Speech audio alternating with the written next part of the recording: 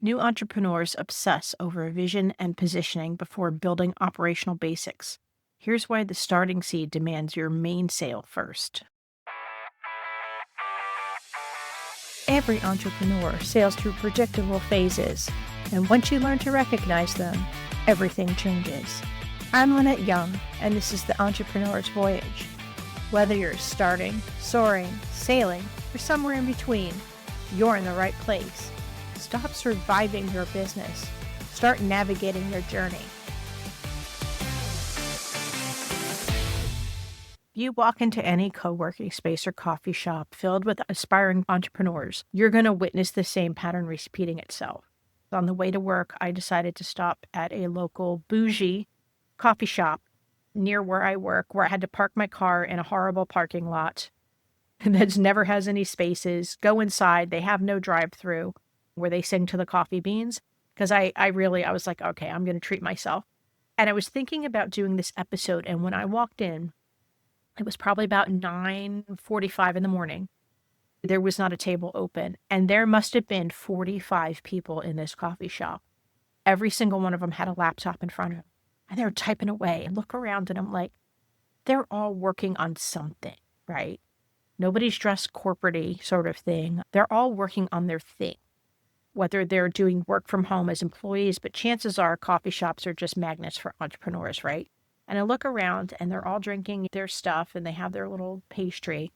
And I'm like, I wonder if I come back in 6 months, if they're still going to be there working on their stuff, if they've actually ever launched, if they've ever gotten somebody to give them money for the thing that they're sitting there on the keyboard banging away at. The fact is, with the companies and the entrepreneurs I've worked with over the past 25 plus years, is that we get caught in this cycle of planning and preparing and refining, trying to make things perfect before it ever sees daylight. 6 months later, most of those people in the coffee shop will probably not have made one penny from the thing they're trying to launch. It's just the fact of it. We get stuck in this building thing and we never launch. And that is a big issue that I see with entrepreneurs on the Seven Seas voyage in the starting.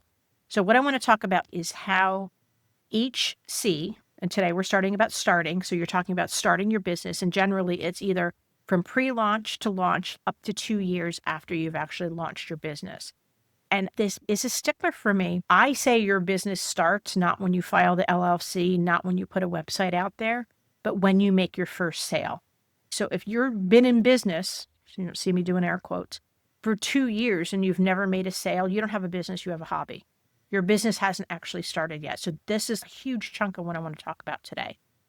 I've had expensive hobbies. I am a serial entrepreneur. I've had multiple businesses in different genres. I also cannot start a hobby without wanting to turn it into a business. Everything looks like a business opportunity to me.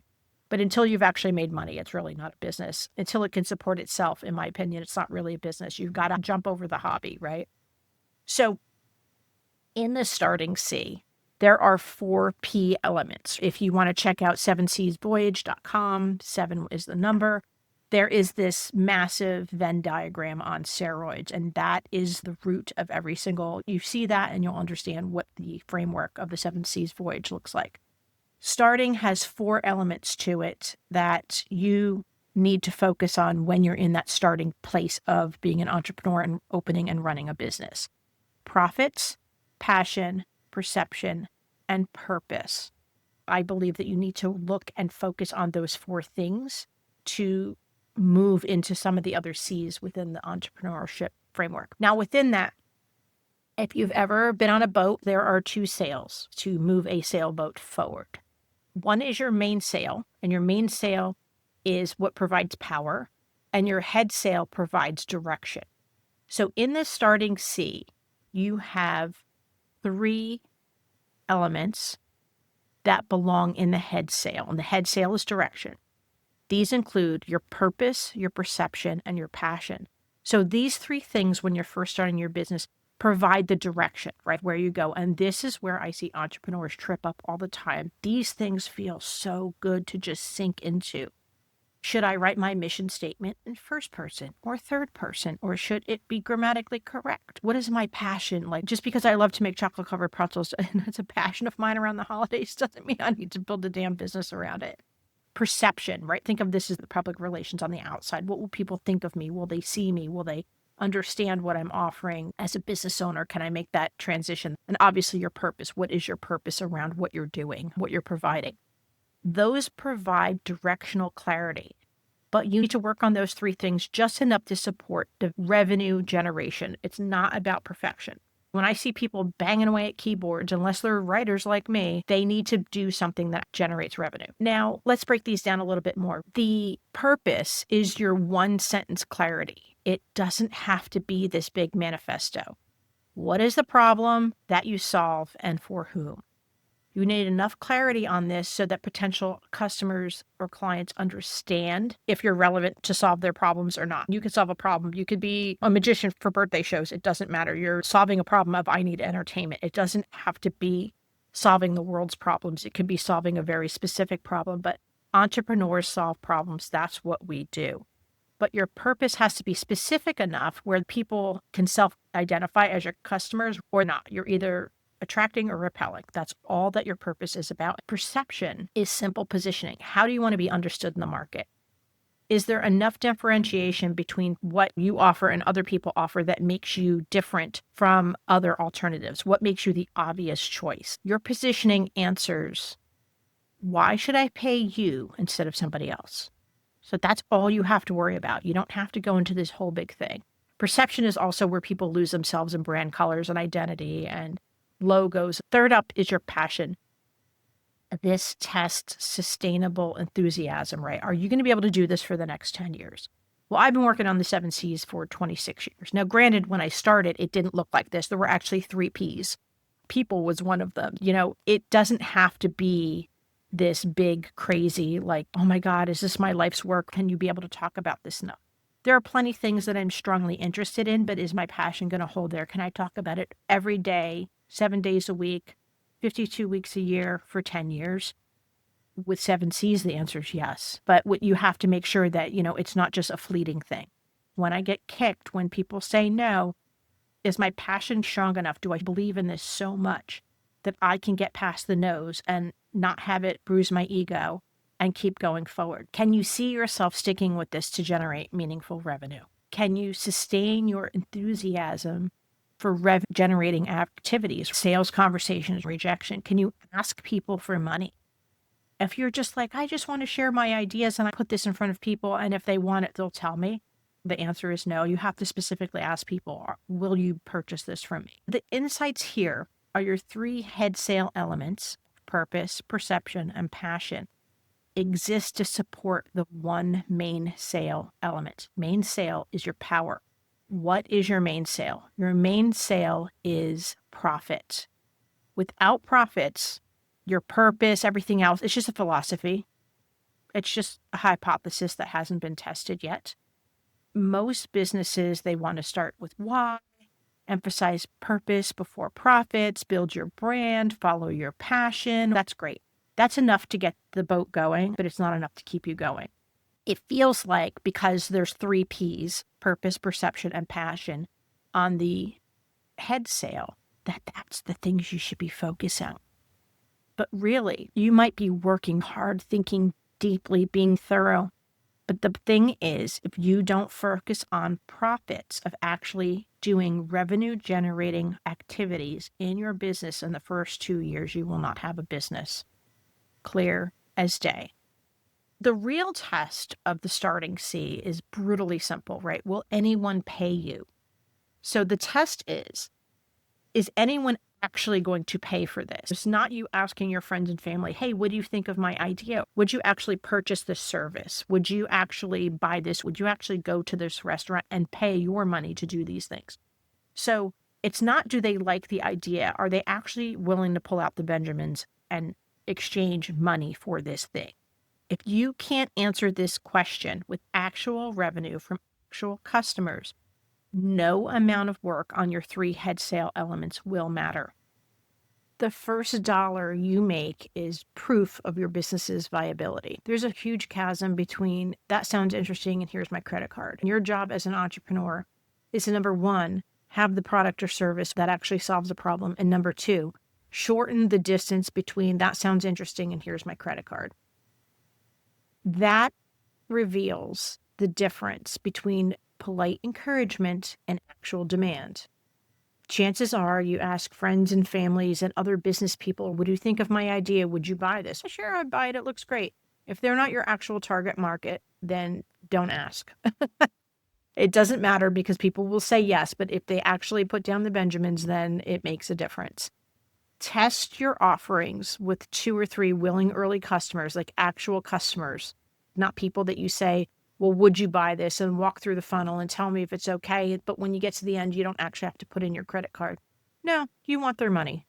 The point isn't necessarily to make a full price offer or that sort of thing. When restaurants first open, they'll have preview days or whatever. They offer things at a discount or just at cost, just to get people in there to learn how to tweak their offerings and tweak their recipes. You can have those early sales be discounted or maybe even free, but they have to give you detailed feedback of every step of the process. This also makes a difference. Can you actually provide the service or the thing or the widget that you say you are? So you want to do some dry runs with this in the beginning for sure. But the idea here is that you need to actually provide value for the money. And can you actually execute on it? So for example, within the next quarter, depending on when you're listening to this, it might already be live. We are launching a community and coaching group with resources and tons of things for entrepreneurs on every phase of the journey. In the beginning, we will be offering it at a discounted rate so that we can actually go through the mechanisms, not just test the information and the knowledge there that's been 26 years in the making, the actual mechanics of it, right? You want to do this with some of your early actual customers, not tire kickers, not friends and family. You're using this beginning to prove that your price is accurate, prove that you can deliver on the value promised. What problems are you solving? Who can you solve this for? How much is it worth? Your pricing is actually a place that you can go into here as well to get to your first dollar and test out your pricing. Now that you've made your first dollar, we need to go to the next piece, from first dollar to sustainable revenue. So 1 paying customer proves that your business concept works once. 5 paying customers reveal patterns about who buys, why they buy, and what they value most. 10 paying customers provides a foundation for understanding your actual market than your imagined market. So when you spin yourself up in your passion and perception and purpose, those head sales, which direction you're going, you're probably going to build your avatar and things like that. I have an avatar for 7Cs, and it's just one of many. If you build for that, and then your first 10 or 20 customers don't fit that avatar, well, where do you go? Would you rather make money or perfect your avatar? My answer is I'd rather make money. I need that main sale, that power sale of profits to get going. Once you hit your first dollar, your first paying customer, your first 10, your first 20 customers, depending on your scale, I want you to take those first customers and track the revenue carefully. Who's paying you? Who's actually paying you? Reverse engineer your ideal client profiles and say, who are they actually? Is it who you thought they were going to be? Is it who you expected? What convinced them to buy? What objections did they raise? So these first early customers, not only are they going to help you pivot who you're marketing to and who's attracted to you, but it's going to help you preemptively answer questions before they're asked, because that's going to make things much easier. It goes without saying that, what you put yourself out online is people are going to make decisions before you even hear from them. When they contact you, they're looking for an excuse to say no. They're not looking to be sold. They've already been sold. If they're contacting you, filling out your form, jumping in your funnels, they're already sold. They want to know why this is a bad decision and why the money they're about to spend should not be spent and why it's going to backfire. The more you can counter those objectives, the easier the sale is going to be. They're not calling you up and saying, hey, I heard you were a business coach and what can you offer me? They figured that all out. Hey, I'm really hungry for Mexican food. What kind of Mexican food do you offer? They've already figured that out. They just want to know why they should not spend their money with you. So some of the places I want you to pay attention to in those first 5, 10, 20 customers are red flags. Why I want you to start looking about why your profits aren't working, right? So maybe you've had interactions with 100 people, 500 people, but you've only gotten 5 clients, right? So Where are those red flags? So once you've gotten to say 10 or 20 paying clients, depending on what your offer is, what you're selling, price points, what happens with people that didn't buy? That's what we're going to look at in the beginning. How many conversations are you having that aren't winding up with people pulling out the credit card? Does it mean that your product is weak? Does it mean that your solution is weak? Does it mean that you're not being concise enough in what you're talking about? Is it pricing objections? Like, where are the things that are going wrong? Once you get those first clients, it's not just the clients we're worried about. It's the people that didn't become clients. Revenue tells a story. To me, money is energy. If you listen to the story of the energy of money, it will tell you the story about how it wants to be. Then you have to go back and say, is this sustainable? Did it take so much time, money, and resources, whether you're doing paid ads, organic, or paying for a website in the form of time, right? Did it take me 500 hours to get those 5 clients and I've made $10,000? Like, what is the time for money exchange here? Revenue that does not cover basic costs means your business model is unsustainable. Let me say that again. Revenue that does not cover basic costs means your business model is unsustainable, regardless of how meaningful your purpose is. This is the time in your first handful of clients to make sure that what you're doing can actually not only cover the hard cost of you running this business, but the soft cost as well, which is your time and sanity. So the brutal truth is, without profits, nothing else matters. Your purpose can be inspiring, your perception in the market might be clear, your passion might be genuine. But if you cannot generate revenue, you do not have a business. You have an expensive hobby that you are paying for. I'm going to give you the actual 1-month launch sequence that works to get your idea from idea to the first dollar. Week 1, minimum viable head sale. This is 5 to 7 days total. What I want you to do, days 1 to 2, is think about your purpose. I want clarity and purpose. Write your 1-sentence purpose statement. I help such and such person solve such and such problem so they can specific outcome. List 10 specific people, names, even if you know them or not. Maybe they're just somebody you see on social media, not avatars, actual people or actual companies if you're B2B who fit your statement. If you cannot generate this list, then your purpose statement is not specific enough. Stop working on purpose once you can identify these potential customers by name. So come up with your 1-sentence statement, list 10 specific people or 10 specific companies. I don't care if you have contacts with them or not. Once you can do that, then your clarity and purpose is done. Put a pin in it. Next up, days 3 and 4. You are positioning yourself, and this is your perception phase. I want you to answer 3 questions. What would you do differently? Why does this difference matter? And is it worth paying for? Why are you different than other people? Why is your offering different? Why does this difference matter? Sometimes you can be different, but nobody cares. If you're different, that's awesome.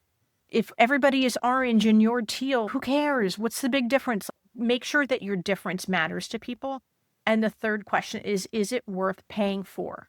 I have this thing, it's unique, people care about it, but do they care enough to actually pull out their wallet? I want you to test this in days 3 and 4 by explaining what your offer is to 3 people, and not 3 rando people, 3 people that actually would be in the total addressable market, like who actually would buy these things from you. Can they explain back to you why it makes a difference and why they're willing to pay for it? So I want you to stop working on this once people understand what it is that you offer and why they pay you, right? So that's your feedback loop right there. The active listening part, can they tell you back what you're offering in their own words? And can they tell you what they would be willing to actually pay for this thing? So days 5 to 6, pricing structure. Research what comparable solutions cost. If everybody's selling tacos for $3 and you're selling them for $33, you might want to reassess it. If you're offering something that is more value-based and not an actual thing, a widget, a taco sort of thing, is it within the realm of what that person is willing and capable of paying? If you're offering a solution to people like me, we'll give myself as an example. If you're offering a community, courses, feedback, and coaching to first-time business owners who have never owned a business before, that are coming out of the working world, Would you offer a solution for $100,000? Well, the answer is no, because honestly, that's stupid as hell. They don't have the money for that. So are you actually matching up the value with what you're offering to what they're doing? An existing business owner that has, a 500,000 K business, a $2 million business, a $20 million business, well, yeah, an offering for 10 grand or something may be well within their realm of paying, providing that the value is actually there. Make sure your pricing structure matches. Stop working on pricing once your rate covers your cost, has to obviously cover your hard and your soft costs and makes the work worthwhile for you doing. One of the worst things, and I tell you because I did this, was having an offer that people were willing to pay for, but you were unsatisfied with the monetary return on it, and then you became bitter about actually providing the service. Up your prices if that's the case, but you have to make sure you're staying within the market. Day 7 is customer identification. Now you're going to list 20 specific companies or people who fit your purpose statement, right? This is not theoretical demographics. You want actual names, actual contact information. Go through your LinkedIn, go through your Facebook. Prioritize this list of who is most likely to pay you and pay you quickly. Where's the hell yes on that list? Then we're going to go into weeks 2 and 3. Then it is revenue generation. We're going to test this. This is days 10 through 14. You're going to contact those first 10 prospects through direct personal outreach. Is it DM? Is it a phone call? Is it a voicemail? Is it an email? Is it a knock on their door? Whatever these things are. Explain what your offer is using your purpose statement. This is what I offer. This is the solution. This is how it's going to help you. Have a real commitment to having these discussions. Not would you be interested, or I'm coming up with this idea. Can you take a look at this? Would you pay a specific amount to solve this specific problem starting in a specific time frame? Handle rejection proactively and productively. Be ready for rejections. Have your responses to your no's. You can either respond or you can react. Reacting is instinctual. It's like off the cuff. If you respond, it means you're prepared, right? You've prepared that. Have the responses to each no ready to go. Handle rejection and make sure that you're documenting what that rejection is and ask them why. Each no teaches you something, right? Hopefully you have gone through and gotten 2 to 3 yeses out of your first 10 or 20 attempts. If you are getting no's past 20 or not even interested, you need to go back and rework what you've done. This part tests your passion.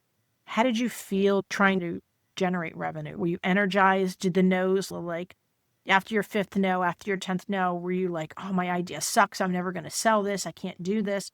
Or was your passion still evident and you were like, hey, this is great. These are all the people that I know not to market to in the future. So let's cross them off the list and look for the others. That's where your passion really kicks in. After about 10 or 20 outreaches, you want to understand your market better. This is not armchair research. This is not going on the GPTers. You need to talk to actual people. That's what I want you to do for the next 2 to 3 weeks. You're actually going to talk to real people. When you're in the startup phase of your business, you need to talk to actual people. Your business doesn't start until you make $1, but once you make $1, you still have to talk to them. Week 4 is validation and iteration. And this is 7 days. We're not doing this for months. We're not droning on. You deliver to your paying customers. So if it's a course that you're offering online, they start in the course. If it's a taco they want, you make the taco and give it to them. Whatever the thing is, you start working on their website, you start designing their marketing plan, you get them in the dentist chair for a cleaning. Whatever this thing is that you're offering, you have to start actually doing the work. Then I want you to make sure that you are creating the outcomes that you promised. Make sure your delivery mechanisms work, your workflow works, you have a process. Make sure that what you're doing generates value for your client and profit for yourself. Confirm that you can sustain these profits. If you had 5 clients this week and 50 clients next week, could you sustain that? Could you deliver on it? Do you have enough resources to deliver on it? Of course, if you have a digital product, that's pretty easy. If you have a dentist chair, that's a different story. Let's assess all 4 elements. Profits, main sale. This is where you need to spend your time in the beginning, right? In the validation and iteration in your week 4, have you generated revenue from paying clients? If the answer is yes, then you've proven your basic business fundamentally Let's assess all four elements. Profits is your main sale. This is your power. Have you generated in the last 3 weeks revenue from paying customers? If yes, then you've proven your business viability. If no, do not pass go because nothing else matters yet. Have to get paying clients. Next up is your purpose. This is your head sale. This is one of your directionals. Did your statement to your prospects accurately define who would pay you? If not, go back and revise that on who actually bought. So when you're starting this, you have an idea of who's going to actually give you money. At the end of this 4 weeks, you're going to say who actually did give me money and make the changes accordingly.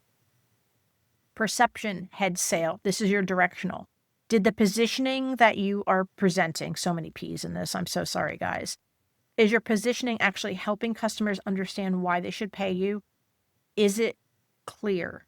Clarity based on sales, conversations, feedback. These are the things that you need to focus on. Can you sustain your enthusiasm for revenue generating activities? Assess how that makes you feel. Can you keep going? Are you getting more motivated or are you getting more discouraged? Scale what's working, reassess what's not working. If you've generated revenue, talk to 10, 20 prospects, and you've gotten 2 to 3 paying customers, that's a really good ratio. Then start to reach out to the next 10 people on your list.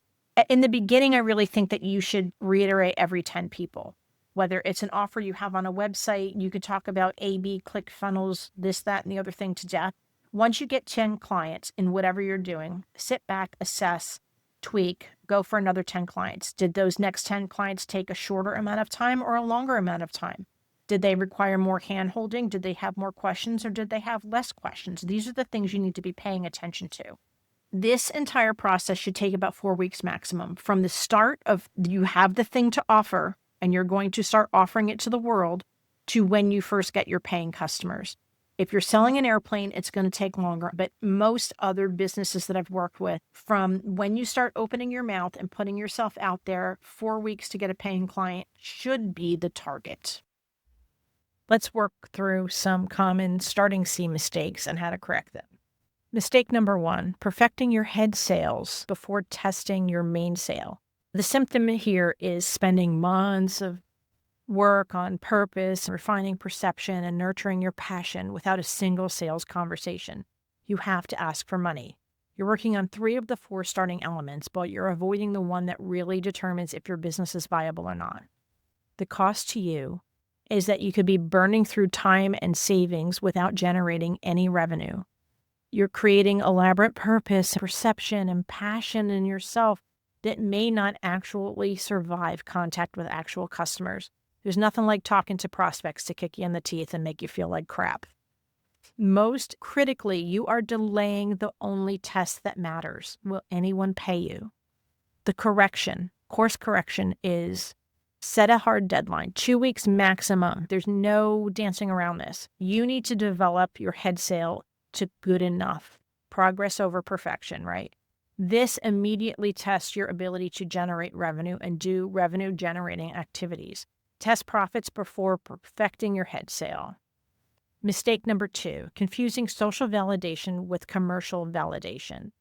The symptom here is that your friends praise you for a great idea. Your mom tells you she's so proud of you and I love your widget, honey. And it would be great, except for your mom is not your target market. Your friends are not your target market. You interpret this validation as proof that your business will work, or your book will sell, or your course will sell. That isn't the truth. The cost is you build your confidence based on this enthusiasm and it never converts to revenue. Discovering months later that your social validation and your commercial validation are completely different. The course correction here is treat every positive response as a hypothesis rather than proof. That sounds interesting, means nothing until someone actually pays you. When people praise you and your idea, you ask them, would you pay $5 for this? Would you pay $197 for this? Yes, when? Oh, when I get paid, when I ask my husband, when, whatever. No, you need the validation. Mistake number 3, underpricing from security. Hello, Lynette, have you met yourself? The symptom here is setting prices far below market rates because you're not confident, realizing that you'll raise prices once you're established, working for rates that can't sustain your business. The kicker here is that you are afraid to price your offering at something higher than you yourself are willing or able to pay. You are not your market. What the market can pay and what you can pay are two completely different things. The cost here is that your revenue cannot support your business long term. You also will attract price-sensitive customers. They are typically your most difficult clients. Your lower price clients or free clients, like the freemium model sort of thing, they are the most difficult. They require the most handholding, the most tech support, the most training. They cost you the most.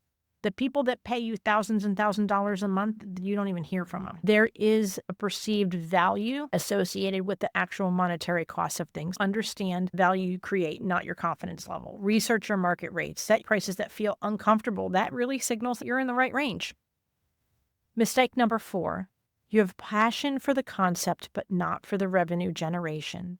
The symptom here is loving the idea, I'm going to be an entrepreneur, which is actually a word that I personally despise because entrepreneurship feels dreamy. I'm ideating, I'm creating, I'm doing all these things. Business owners actually know how to ask for money. Entrepreneurs don't always know how to ask for money. Entrepreneurs dread a lot of the actual revenue generating activities. Business owners know that this is the lifeblood of their business. Feeling excited about your concept and talking about theoretical things is really easy. Avoiding sales conversations is the difficult thing, right? The cost is an unsustainable business model where you avoid your single main sale, which is profits, because you lack passion for the activities it requires, or at least the grit to get through it. The correction here is test your passion specifically against revenue-generating activities before investing heavily in your business. Make 10 sales calls, cold call, cold email, cold DM. Have 5 commercial conversations. And when I say commercial conversations, I mean with people that are actually going to give you money, not friends, family, moms, that sort of thing. If these activities constantly drain you rather than energize you, then you're pursuing the wrong business model. Mistake number 5, revenue without delivery capacity. The symptom here is that you can get paying clients, but you don't know if you can actually deliver on the thing that you promised.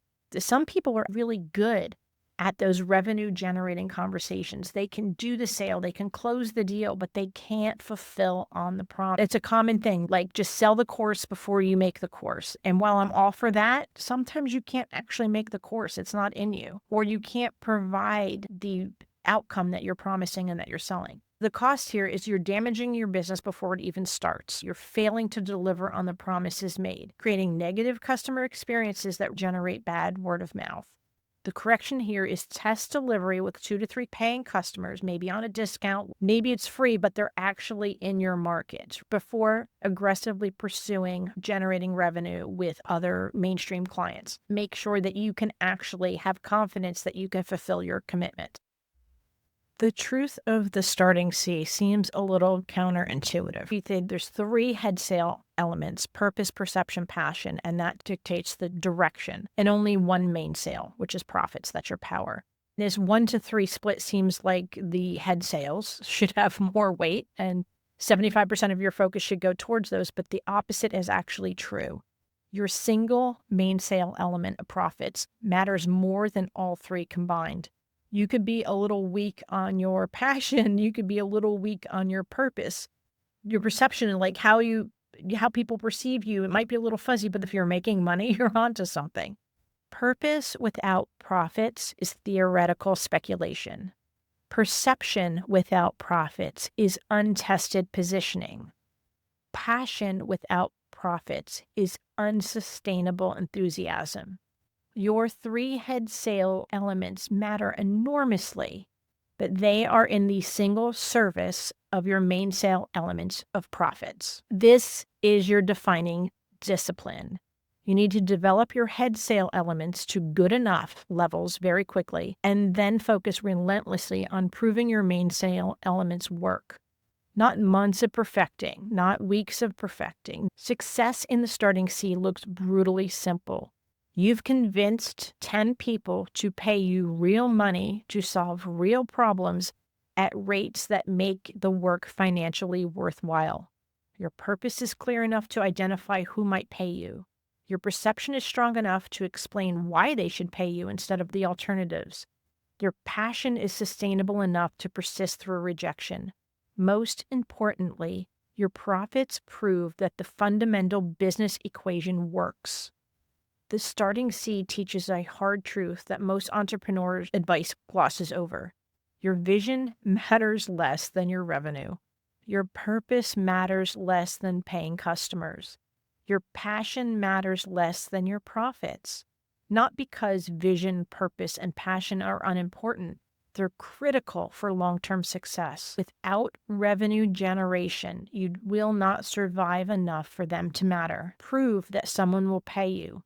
Everything else follows that foundation. I'm Lynette Young, and I believe a rising tide raises all boats. That's why I'm here. That's why this show exists. If this episode helped you, subscribe on Apple Podcasts, Spotify, or YouTube Podcasts so you don't miss what's next. Leave a review to help other entrepreneurs find us, or visit us at 7seasvoyage.com. It's 7 like the number. Thank you for joining me on the Entrepreneur's Voyage. Fair winds and following seas.